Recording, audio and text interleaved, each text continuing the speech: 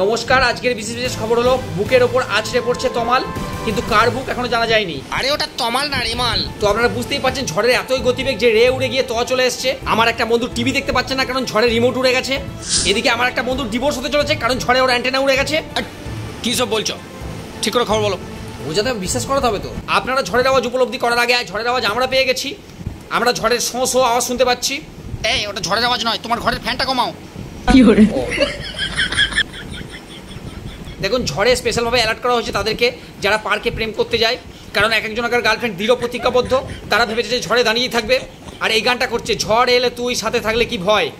একবারও এটা বুঝতে পারছে না যে ও থাকাতেই বেশি ভয়, কারণ ও থাকলেই তোমার মনে ঝড় তুলে দিতে পারে, যখন তখন খেলা শুরু হয়ে যেতে পারে।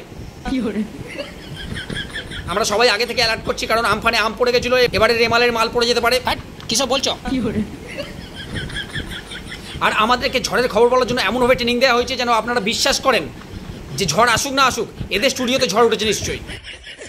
তো আপনারা দেখতেই পাচ্ছেন কারেন্ট চলে গেল। আমাদের এখানকার ইলেকট্রিশিয়ানরা প্রচণ্ড অভিজ্ঞ, কারণ ওরা বুঝে গেছে যে কারেন্ট আসার আগেই ঝড় এসে যাবে।